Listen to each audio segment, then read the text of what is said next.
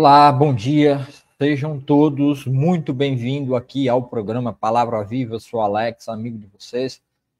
Sempre que dá, quando tem condições, estou trazendo um vídeo, compartilhando a palavra e estamos também aí no nosso projeto, né, Palavra Viva, que é a exposição da Bíblia de Gênesis e Apocalipse, o qual eu já tenho feito a exposição de Gênesis 3, aliás, de Gênesis 1, que está no meu canal Palavra Viva. O link do canal está na descrição desse vídeo, abaixo ou acima ou abaixo.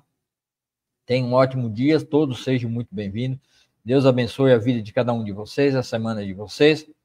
Que Deus os ajude nesse novo dia que se iniciou hoje, dia 30/4, o mês de abril já está se acabando. Amanhã, 1º de maio, né? Amanhã tem um feriado aí, e mais um feriado daqueles que foi inventado pelo mundo, o qual tem um sentido oculto por trás, né, que não vou dizer aqui. Se alguém quiser saber, né, qual é o verdadeiro sentido do 1º de maio, deixa um comentário aí abaixo do vídeo no YouTube ou no Facebook, e eu faço um vídeo aqui explicando da onde é que veio a data do 1º de maio, que não tem nada a ver com o Dia do Trabalhador. Tá? Essa data não foi inventada pensando no trabalhador. É muito o contrário. Tá? Se as pessoas, se o trabalhador tivesse consciência, se o trabalhador fosse de fato um homem livre, tivesse a consciência livre, fosse um homem livre de verdade, se ele tivesse a liberdade que somente Jesus Cristo pode dar, se ele fosse de fato um homem que nasceu de novo, com certeza ele não se envolveria nessas datas que o mundo coloca como datas comemorativas, para que o homem, né, uma data para festejar algo bom na vida de um homem, mas na realidade é muito pelo contrário, né? Mas as pessoas não querem saber, não querem entender, porque estão presas em seus pecados e delitos e são escravas do pecado. E aquele que é escravo não tem liberdade nenhuma, e nem liberdade de consciência, e não tem liberdade para entender, e não tem liberdade para pesquisar, não tem liberdade de ensinamento verdadeiro. Então, vive preso em uma gaiola, construído uma prisão, né, que está conduzindo a humanidade aí à corrupção, à destruição e à miséria que vai se abater nessa nação por causa dos seus pecados e delitos, do seu afastamento de Deus. E o mundo inventou essas datas aí, tá? Mas não é sobre isso que eu quero falar de um outro assunto totalmente diferente desse, mas quero primeiro agradecer ao nosso Deus por esse dia e por esse momento. Vamos orar. Senhor, nosso Deus, obrigado, Senhor, por esse dia, obrigado pela vida de cada um que está assistindo. Abençoe a vida daquele que está assistindo, aquele que vai continuar assistindo. Coloque no coração o desejo de assistir comigo, acompanhar essa palavra maravilhosa, que hoje nós vamos ver, Senhor, em dois autores, em duas pessoas movidas pelo Senhor, movida pelo Espírito Santo, que escreveu exatamente aquilo que o Senhor disse que é, e que era e que há de vir, que falou exatamente sobre a sua pessoa e nos deixou aí pelo Espírito Santo a tua palavra, que é viva e eficaz, palavra maravilhosa, palavra que é capaz de separar alma e espírito, medulas e juntas. Então, o Senhor é o nosso Deus maravilhoso, que criou os céus e a terra. Senhor, que essa palavra seja lida, seja ouvida, seja vista, seja entendida, e que as pessoas possam ter vida e vida em abundância, no verdadeiro entendimento da tua palavra. Que a tua palavra, Senhor, seja viva e eficaz nos corações e nas mentes. Se revela, Senhor, às pessoas, que o Senhor não se revelar, se o Senhor não se revelar, se o Senhor não se entregar a si mesmo, para que essas pessoas compreendam através do seu Espírito Santo, a tua palavra não terá efeito nessas vidas. Então, ó Pai, aqueles que estão predestinados, aqueles que estão preparados, que foram chamados antes da fundação do mundo para serem seus filhos, Abra os ouvidos, Senhor. Tire, Senhor, todo o mal, toda a maldade, tudo aquilo que impede essas pessoas de ouvir. Perdoa o pecado dessas pessoas, Senhor. Derrama do teu perdão, da tua misericórdia. Abre os olhos para que eles vejam, Senhor, a tua palavra. Abre os ouvidos para que eles ouçam e abra o entendimento para que eles entendam e creiam com o coração e sejam salvos, Senhor. Porque são suas ovelhas perdidas nesse mundo de caos, nesse mundo onde o pecado é bebido como água, Senhor. Derrama, Senhor, da tua graça, da tua misericórdia sobre todas as pessoas, Senhor, que vão assistir agora comigo e que vão assistir depois. Ajude, Senhor, todos aqueles que precisam do Senhor nesse momento, nos hospitais, que a tua palavra seja levada no hospital pelo projeto de capelania, pelo projeto de evangelismo, por um pastor, por um missionário, por uma missionária, por um diácono, diaconisa. Senhor, que a tua palavra seja lida, Senhor, que a tua palavra seja falada e entendida nessas mentes e corações, Senhor, assim como o Senhor deixou escrito. Para a louvor e glória do Senhor, para que o nome de Jesus seja exaltado, seja amado, adorado aqui nessa terra, porque nós te amamos, ó Pai. Nosso amor é inteiramente a ti, a nenhum outro tipo de idolatria, nenhum outro tipo de símbolo, mas somente a ti, que é o Deus verdadeiro que criou os céus e a terra. E não há outro fora do Senhor, a não ser o Senhor mesmo. Que a terra se encha da tua glória, que o teu reino desça até nós, que a tua luz resplandeça em meio a essas escuridões e trevas, e que venha o teu reino aqui na terra ser estabelecido para a glória de Deus, para que o nome de Deus seja cada vez mais falado, cada vez mais louvado, cada vez mais engrandecido, Senhor, nosso Deus e nosso Pai.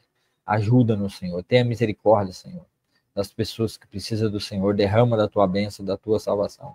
Ajude, Senhor, órfão, viúva, aqueles que estão necessitados do pão, do alimento, em nome de Jesus, ó Pai. Tenha misericórdia, ajuda, Senhor, esse povo, essa nação.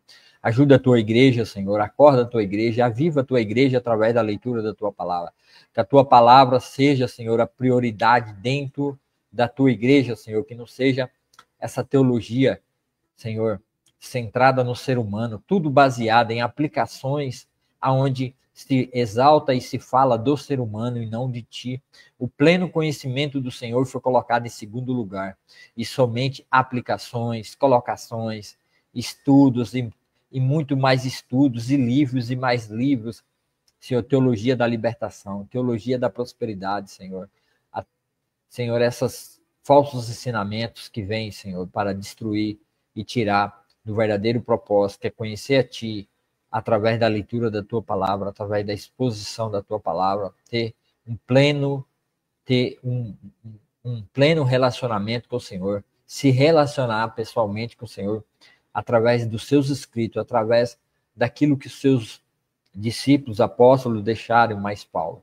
Ajuda-nos, Senhor, até essa vida, de vida em abundância na tua palavra, porque o Senhor é o verdadeiro pastor, é o Senhor que nos apacenta, é o Senhor é que nos leva a pastos verdejantes.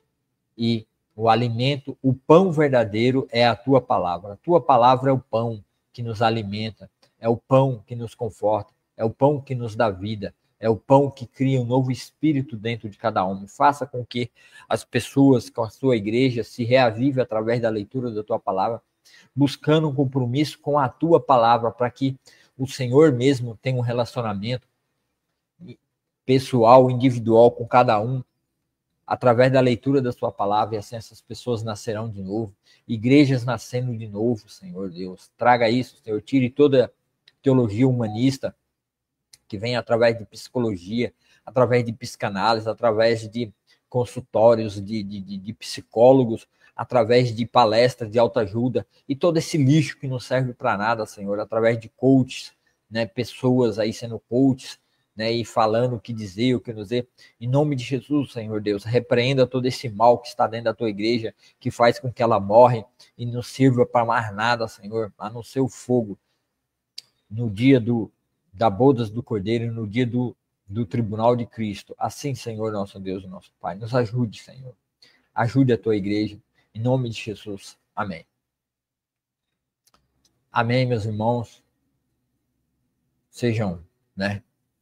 Quem está entrando agora, sejam todos muito bem-vindos ao programa. Esse é o programa Palavra Viva, onde eu trago e procuro trazer somente um ensinamento através da exposição da Bíblia. Através da exposição da Bíblia.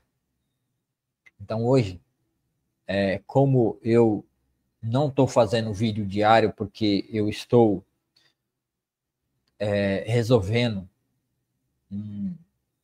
uma falta de habilitação na categoria A, que é de moto, eu já tenho B, carro, e agora eu preciso colocar AB na carta, porque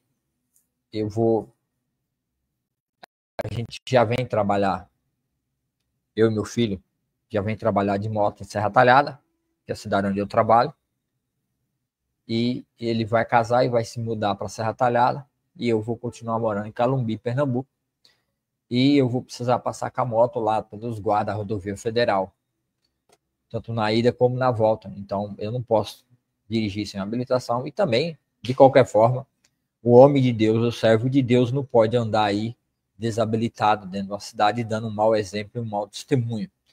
Então, por isso, sendo habilitado, e a minha aula começa às 7h40. Então, 7h40 eu tenho que acabar aqui para mim e ir para a escola de condutores, para que eu possa fazer a minha aula hoje. São 14 aulas, 15 aulas, na verdade.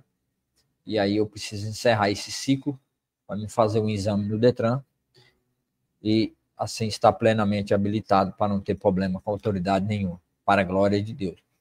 Então, meus irmãos, por isso não estou fazendo diariamente a minha leitura contínua da exposição do livro de João, que a gente parou, acho que no capítulo 18, né? Ou 18 ou 17, paramos no capítulo 17. Mas a gente vai dar continuidade para mim terminar a exposição. Mas hoje eu quero trazer uma palavra um pouquinho mais rápido aqui, que eu quero falar com vocês a respeito do que Paulo falou. E o que Paulo falou é muito interessante. Então, desde já, se inscreva no canal, dá o joinha, o like. É importante que você dê o joinha no YouTube. É o dedinho que está assim aí debaixo do vídeo do YouTube. Você dá o joinha, as pessoas... o YouTube entende que o vídeo é bom, que você gostou dessa palavra e vai mandar para mais pessoas, para que mais pessoas possam ouvir. Então, meu irmão, dê o joinha aí. Não se esqueça, dê o joinha. Mesmo que você não assista o vídeo inteiro, mas já deu o joinha. Tá? E se não é inscrito, se inscreva no canal e marca o sininho em todas. Bom, eu quero falar, Paulo, lá no livro de a carta de Paulo aos Colossenses, capítulo 2, a partir do verso 8. Paulo está tratando sobre algumas coisas na igreja de Colossenses. Não tem como eu falar aqui, né, o sentido total do que Paulo está tratando no livro de Colossenses, mas é algo muito importante e fundamental para a igreja de Colossos. E a partir de Colossenses 2,8, ele vai dizer assim: tenham cuidado para que ninguém venha a enredá-los com sua filosofia.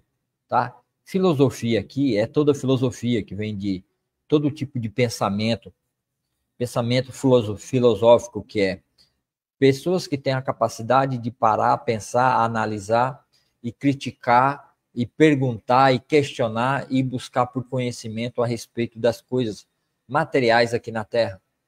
Tanto aquelas físicas, as que são físicas, quanto aquelas que são da ordem intelectual, do pensamento, do raciocínio, da lógica.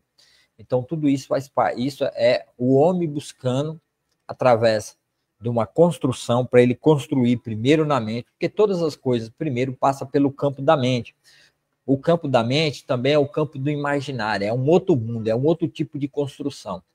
Então, são dois mundos diferentes, o mundo material e o mundo introspectivo, que é o mundo imaginário, mas para acontecer no mundo material, tem que passar por aquilo que é da imaginação. Provérbios fala, aquilo que o homem imagina, ele faz. Seja para o bem como para o mal. Então, ele imagina e faz. Então, passa primeiro na mente. Primeiro você pensa, primeiro você raciocina, pondera, vê, julga. Todo julgamento, todas as coisas, passa na mente. Não tem como eu ficar falando aqui o tempo todo. Então, filosofia, Platão, Aristóteles, Cícero, Tomás de Aquino, Agostinho de Hipona, Jerônimo, tantos outros pensadores, né? Nem todos aí são filósofos, tá? E tantos outros pensadores e pessoas que raciocinaram, pessoas que escreveram, grandes escritores, tá? Que traziam um raciocínio e pendendo para o lado humanista, né? Do lado humano. Então, toda a filosofia vã, psicologia, né, vindo de Freud, um camarada totalmente, né, sexualmente deturpado, né, ele conta nojeira que ele tinha, né, coisas, pensamentos nojentos que ele tinha. Então, Freud é né, um desses pensadores, né, que traz raciocínios, né, lógicos, e o campo da filosofia, tá? Então, não tenham cuidado para que ninguém venha a enredá-los com sua filosofia e vãs sutilezas.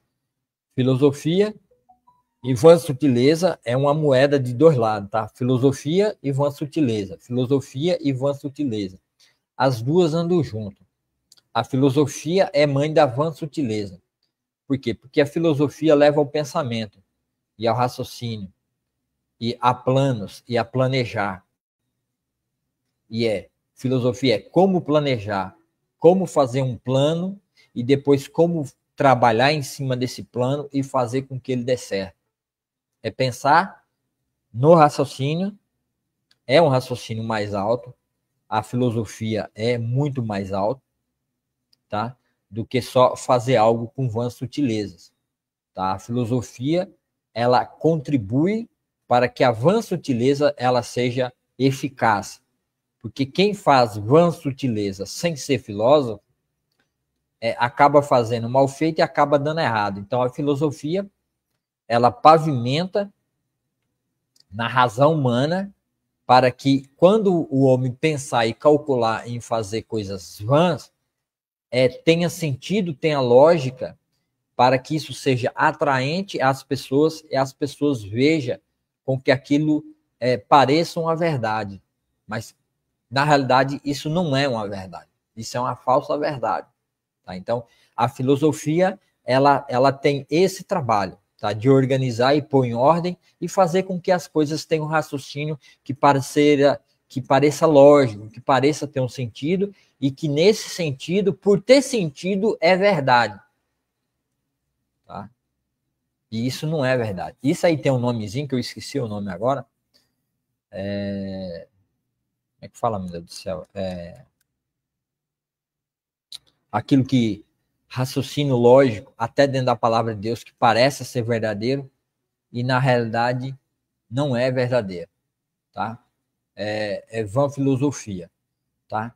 Parece ser a filosofia, ela dá essa capacidade do homem pegar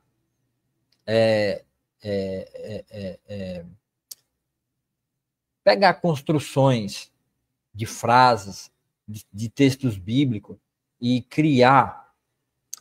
Isso também é visto muito na área da hermenêutica, né? O Deus Herme, né? A hermenêutica, através de exegese, estudo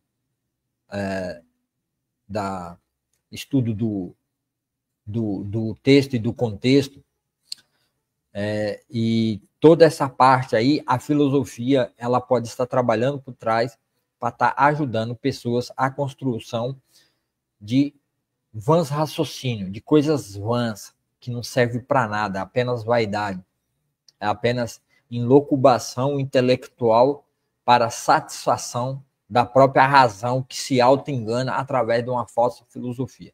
Isso aqui é um pensamento lógico mais aprimorado. Isso aqui é para pessoas aí, irmãos, que queiram aprender um pouco mais sobre isso, tá? Então, se aprofunda um pouco mais para você entender como é que a filosofia ela transita em toda essa área das vãs sutilezas que são enredados. Em Efésios 5:6, vai ter um texto lá que vai dizer assim, ó, Efésios 5:6, não se deixe enganar por palavras vazias, pois a ira de Deus virá sobre os que desobedecerem, e no caso, desobedecerem à verdade, Efésios 5:6. Tá? Então, não deixe se enganar por palavras vazias. Né? Lá em Efésios, Paulo está falando, não deixe se enganar por palavras vazias. Palavras que têm raciocínio, têm uma lógica, parece ser, mas na realidade não é. Tá? Na realidade não é. É toda uma lógica construída através da filosofia que logicamente parece ser. Olha, isso parece ser assim mesmo. Parece que a verdade é por esse meio, é dessa forma. Mas na realidade não é. Tá?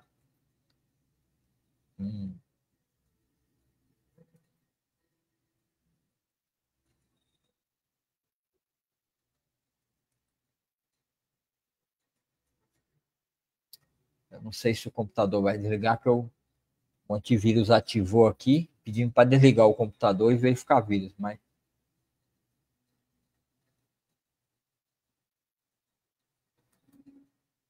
está dando um erro aqui conectar o USB. A imagem está saindo aí? A imagem está saindo, né? Então vamos continuar, né? Sem TV. Então tenham cuidado para que ninguém venha enredá-los com filosofias e vãs sutilezas, conforme a tradição dos homens, conforme os rudimentos do mundo, e não segundo Cristo. Tá vendo? Gálatas 3. O mesmo acontecia conosco. E éramos crianças, e éramos escravos dos princípios básicos deste mundo. Tá? Então aqui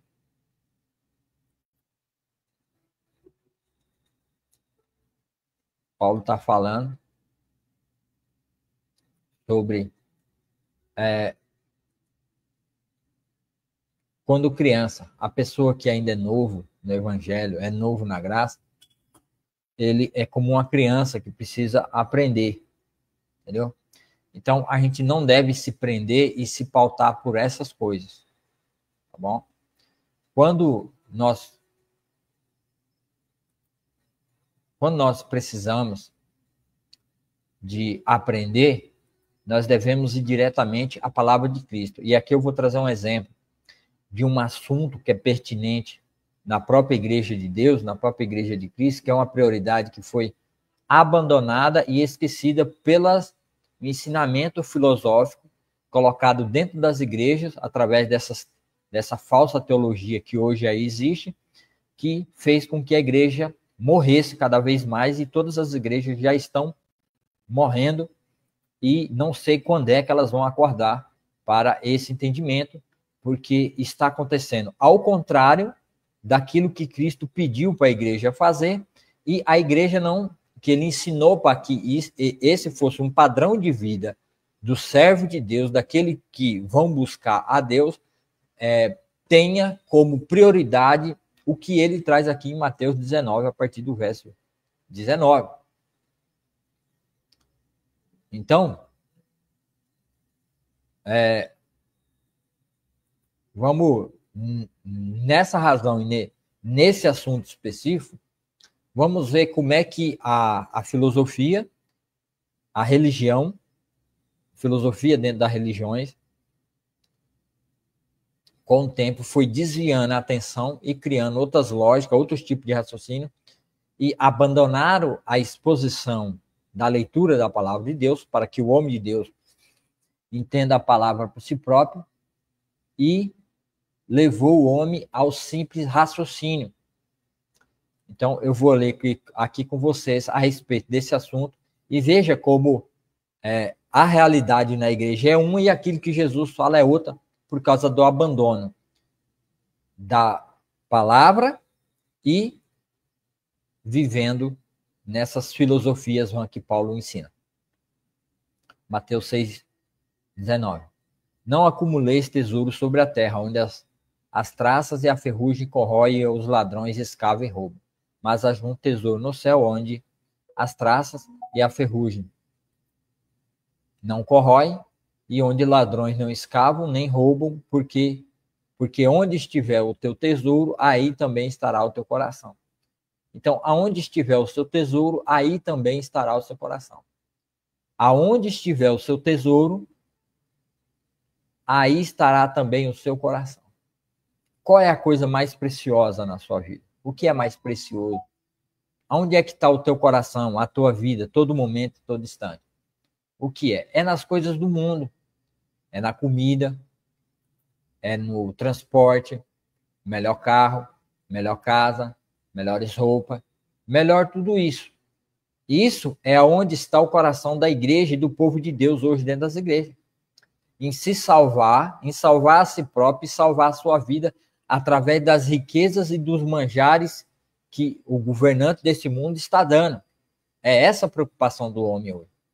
O tesouro dele não está na palavra de Deus, não está na comunhão com Deus através da sua palavra, que deveria ser o maior amor da sua vida, a maior razão de viver seria a leitura diariamente da palavra de Deus para ter um relacionamento pessoal com Cristo, que é infinitamente maior do que qualquer outra coisa que nós possamos fazer ou viver nessa terra. Isso deveria ser o tesouro do nosso coração e da nossa vida, mas não é isso que está acontecendo dentro das igrejas. Por quê? Por causa das vãs filosofias, né? Das autoajudas, de humanismo, de todas essas coisas ensinadas pelo mundo, tomou o lugar de Deus, tomou o lugar da palavra de Deus no nosso coração, e assim faz com que o homem viva uma vida para si próprio. O tesouro da sua vida virou o quê? O dinheiro, as coisas, o ter. E para mim ter o dinheiro e ter as coisas, eu preciso trabalhar, eu preciso estar o tempo todo ligado, o tempo todo em serviço, em trabalho. É esse o propósito da minha razão e da minha vida. É ali que está o meu tesouro. Então, se é essa a razão da sua vida, então o seu tesouro é isso. Então, o seu coração está nisso. Não está em Cristo. Está nisso. Está nas coisas.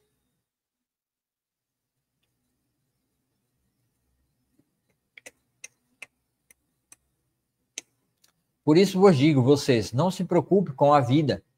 Não se preocupe com a sua vida. Ele está dizendo, não se preocupe com a sua vida. Isso aqui ele estava dizendo para os discípulos e para aqueles que estavam à volta. Por isso digo, vocês, não se preocupem com a sua vida, o quanto que irão. O quanto ao que irão comer ou beber, nem com o corpo, quanto ao que irão vestir. Não é a vida mais do que o alimento?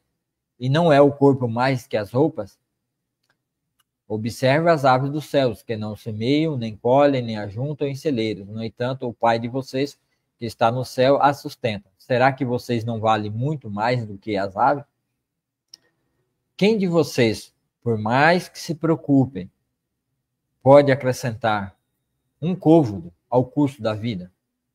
E por que se preocupa com o que é um vestir? Observe como crescem os lírios no campo. Eles não trabalham nem fiam. Eu, porém, afirmo a vocês que nem Salomão, em toda a sua glória, se vestiu como qualquer um deles.